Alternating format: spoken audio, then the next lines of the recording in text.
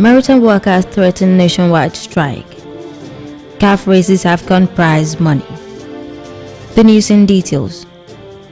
The Ekiti State Governor, Mr. Abiodun Oyebanji, has sworn in the newly elected 38 local government chairmen and their vices, urging them to place high premium on the improvement of the security of lives and property, as well as revenue generation.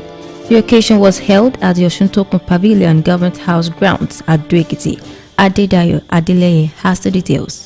The oaths were administered on the chairman and the vice chairman by the governor, represented by his deputy, Okinlua Monisade Afuye.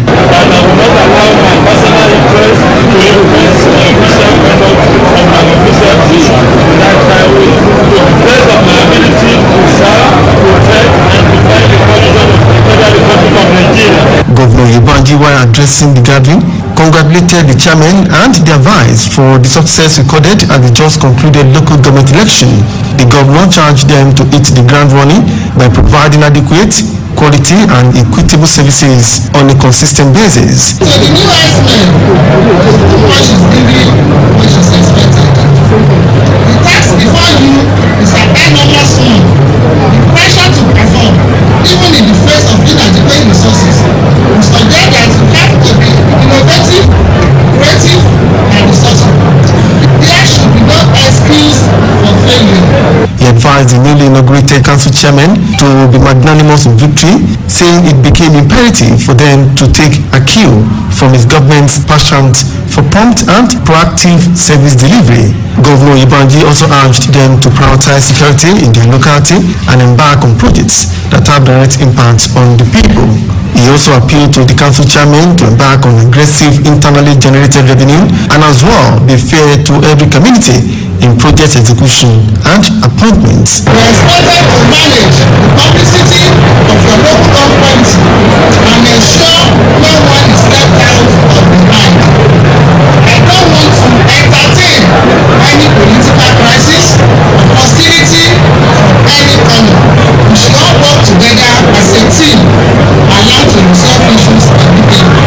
As the chief executive officer of the respective councils, I urge you to do your job with honesty, impartiality, giving hands, compassion, and fairness. In the separate remarks, the chairman of Ajoni LCDA, Mr. Michael Ogunbemi, and that of Kajula LCDA, Mr. Ujo Adibayo, thanked the governor for the show of love and promised to justify the confidence reposed in them by the people. To ensure that we make our leaders proud, to ensure that we do programs that will help the governor's shared party agenda to be well understood at the grassroots. We will ensure that every community matters and we do all within our means to ensure we make the party proud in the state. In our time, the other Governor Oyebanji will continue to suppress the party and we will work vigorously to ensure that the continuity agenda of the APC in the state will continue on the 8 years mandate that we will give to our Mr. Governor. Adedayo Adeleye reporting. And the Ekiti State Governor, Mr. Abiodun Oyebanji, has commended the immediate past local government chairmen for their outstanding performance in their respective council areas. Oyebanji gave the commendation in Ado-Ekiti at a valedictory luncheon organized in honor of the chairman by the Ministry of Local Government Affairs. The governor said that he was impressed by the chairman's services to Ekiti, describing their efforts in the last 2 years as satisfactory. The event was graced by the Deputy Governor Okinlua Monisade Afuye. In the meantime, the Ekiti State Commissioner for Information, Chief Taiwo Olatubosun, has described the New Year broadcast of Governor Abiodun Oyebanji as a wake-up call to workers in the public service to improve service delivery to enhance effective implementation of the 6-point agenda of his administration. Addressing staff of the ministry at a special prayer session organized to mark the commencement of work in the new year, Chief Olatubosun urged workers to redouble their efforts in the discharge of their duties in the new year. Olatubosun stressed the commitment of Governor Oyebanji towards the development of the state and the welfare of the people. The governor's spokesman underscored the role of information officers and allied staff to the success of the present administration, saying that the ministry has the stern responsibility of managing and disseminating government information as well as obtaining feedback that would help shape policies. the commissioner explained that the ministry owes the people of the state the responsibility of getting informed on government policies, programs, and activities to further promote the governor's agenda of good and inclusive governance. In his remarks, the permanent secretary in the ministry, Mr. Olusegun Alabi, pledged the loyalty and commitment of workers in the ministry to achieve the effort of Governor Oyebanji towards the development of the state. And Mr. Adeoye Aribasoye has asked Ekiti citizens to approach the new year with optimism of a better year. In a statement by Special Advisor on Media, Babajide Agbeyo, the speaker assured Ekiti people that the legislature under his leadership would continue to prioritize law making to advance the interest and welfare of the masses. The speaker congratulated the people for witnessing the new year, promising continued commitment to service by members of the 7th Assembly. The speaker, who expressed optimism that 2024 will be much better, saluted the patience and perseverance of Ekiti people in the outgone year due to the prevailing economic situation across the country. Aribasoye reminded the people of the unwavering commitment of the governor, Mr. Biodun Oyebanji, to deliver on his electoral promises, noting that it was imperative that all stakeholders give the governor the needed support to succeed in the task of developing the state. Also, the Ekiti State House of Assembly Speaker, Mr. Adeoye Aribasoye, has commended the members of the 7th Assembly and the legislative bureaucrats for their dedications and commitment to the growth and development of the legislative service and charged them to put in their best to service this year. In a statement, the Speaker commended the Governor of Ekiti State, Mr. Biodun Oyebanji, for his support to the 7th Assembly, adding that the development of Ekiti State should be a collective responsibility of all and sundry. Mr. Aribasoye used the prayer session held at the Assembly Complex to usher in the new year to highlight the landmark achievement of the 7th Assembly under his leadership within the last 6 months in office, which includes establishment of staff loans board, procurement of new laptops and printers, and other office equipment for the use of the staff. The Alawe of Ilawe Ekiti, Oba Ajibade Alabi, has urged indigents of the community to cooperate with one another in the quest to sustain the level of development attained by the town in 2023. Oba Alabi, in his New Year message, prayed God for unprecedented success for sons and daughters of the town in the new year. The monarch listed the developments witnessed in the community last year to include the approval of the federal government for St. Teresa Community Hospital to become an annex of the Federal Teaching Hospital Ido-Ekiti and the takeoff of a Federal College of Education. He appealed to citizens of the community to be united towards developing the town. A non-governmental organization based in Ekiti State, the Nisi Foundation, has again brought respite to about 150 beneficiaries in its 2023 December outreach. The program, held at the main hall of the Old Governor's Office in Ado-Ekiti, was the 10th anniversary and the 4th series meant for the public service category, where 2 nominees from each MDS in the state benefited. Our reporter, Yemi Olajutemu, completes the story.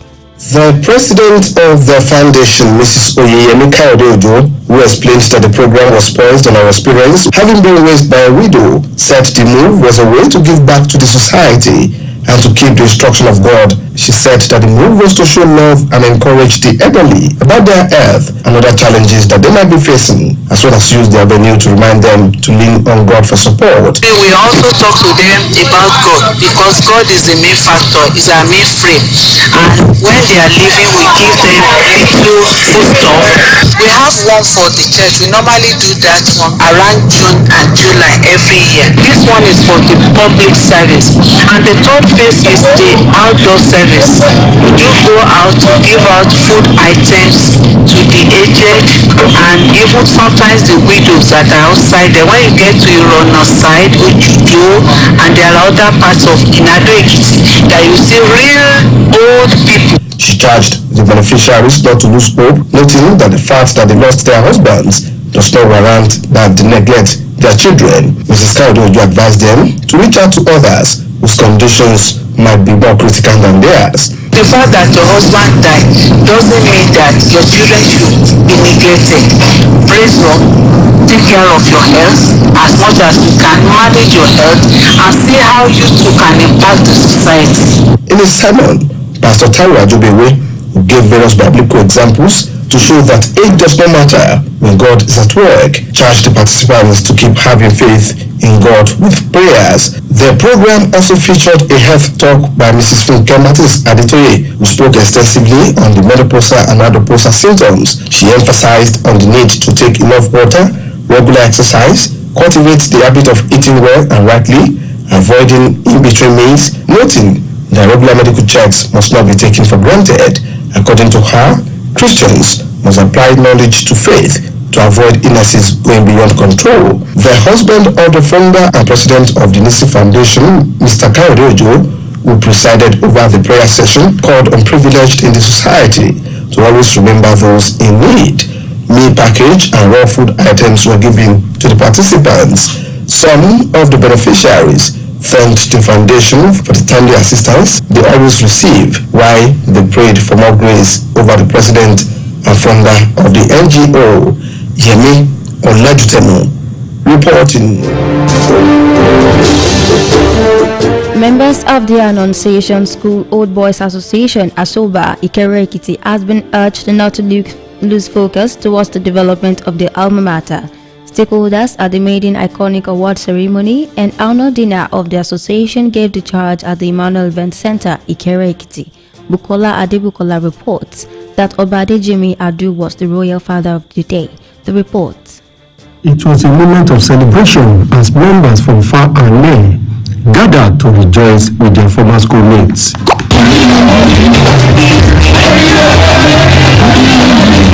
The Asoba National President, Mr. Olufemi Ayodele, noted that the program was homecoming for members and urged them to do more for the school.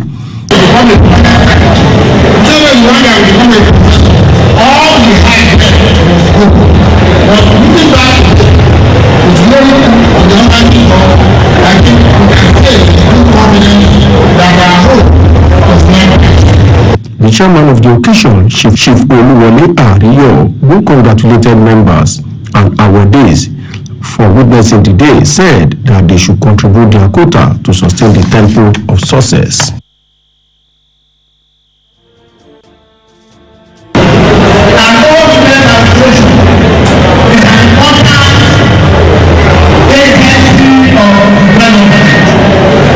Highlight of the event was the presentation of award to notable alumni members, including the General Manager, Broadcasting Service of Ekiti State, Mr. Olukupola, former Military Administrator of Ogun State, Navy Commodore Kayode Olofimoye, retired, former Deputy Governor, Professor Kolapo Olusola, retired AIG Tunde Ogunshake, Sir Kayode Otitoju, Deputy Inspector General of Police, Abiodun Alabi, and others.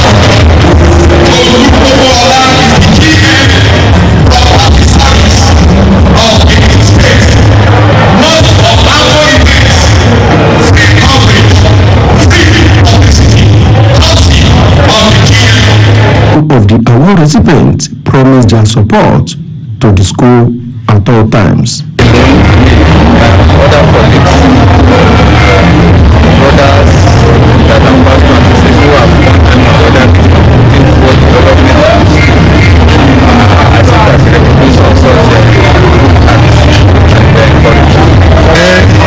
This is where the foundation secondary school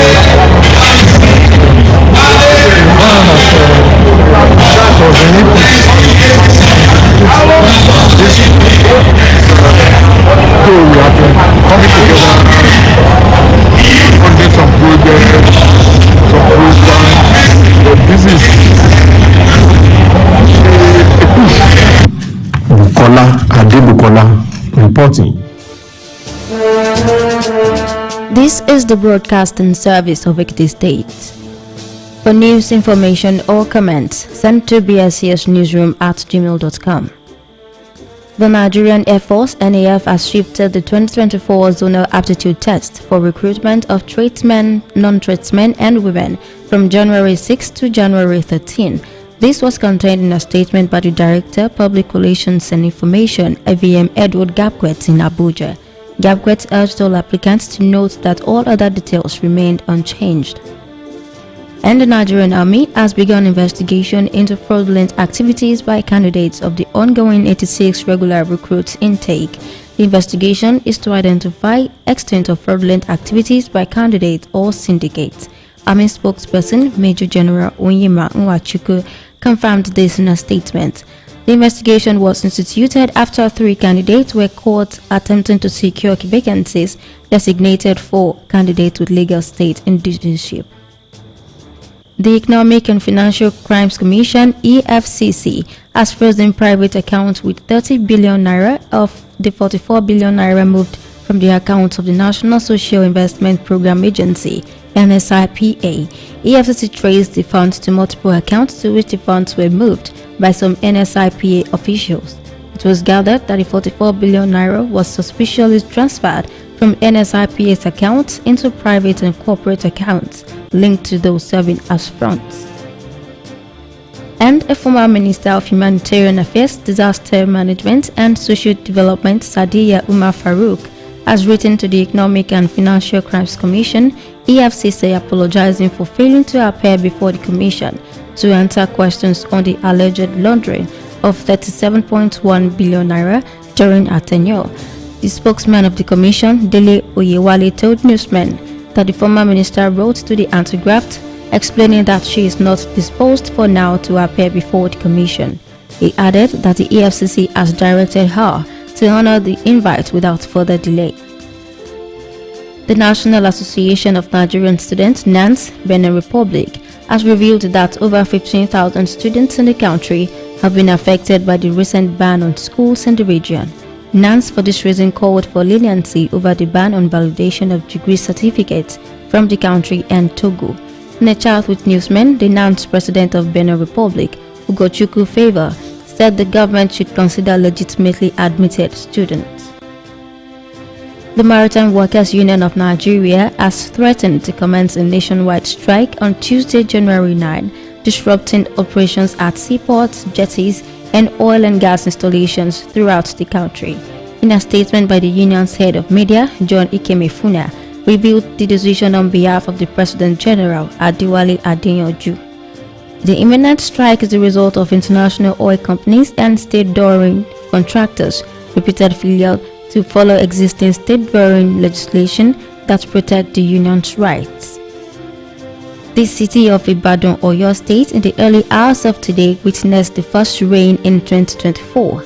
Reports have it that the heavy rain, which started around 3:40 a.m. lasted about 40 minutes. The unexpected downpour, devoid of lightning, heavy wind and thunderstorms, was witnessed at Omi Adio in Ido local government, Ibadan Southwest local government, and other parts of the metropolis. Residents of the city expressed delight over the downpour, describing it as showers of blessing in the new year. Commanders and officers of Southwest Security Network (SWSN), codenamed Amotekun Corps, held a candlelight walk for who they termed Generalissimo of the outfit, the late Oluwarotimi Akeredolu. The road walk, which was held in Akure, the Ondo State capital, was to honor Akeredolu. From the Cathedral Junction in Akure, the Amotekun commanders walked to the Alagbaka governor's office as they sang songs in praises of Akeredolu. The Amotekun commanders were received by Governor Lucky Ayedatiwa and had discussions with him. In his response, Governor Ayedatiwa assured that governors in the Southwest region would not toy with their security outfit begun by his predecessor. Independent Petroleum Marketers Association of Nigeria, IPMAN, has opened up to Nigerians on alleged fuel increase. The IPMAN National Vice President Ahmed Fashola, who confirmed this in an interview, said there was no fuel pump increase. According to him, the claim made in some sections of the media hinted at a fuel increase to 1,200 naira per litre was not from the association. IPMAN backed the National Nigerian Petroleum Company Limited's appeal for Nigerians not to panic buy fuel nationwide as the product is available. On the foreign scene, about 1,000 cars and lorries have been stuck in heavy snow for over 24 hours in Sweden making armed forces deliver food and water to the owners. Rescuers said they were working to free people stuck on the main road in the Skane area of southern Sudan. Many of those trapped were evacuated by rescue teams and told to return to their cars later. The travel chaos happened amid plummeting winter temperatures across the Nordic countries. Still on the foreign scene, the health ministry of the Hamas-run Palestinian territory said Israeli bombing killed dozens of people overnight in Gaza as regional tensions have surged over almost 3 months-old war.